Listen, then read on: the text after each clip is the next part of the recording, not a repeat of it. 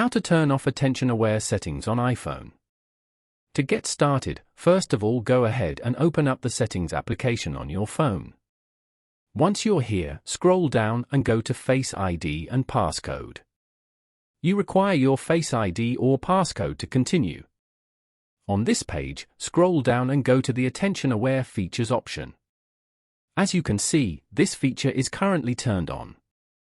With this setting, iPhone will check for attention before dimming the display, expanding a notification when locked or lowering the volume of some alerts.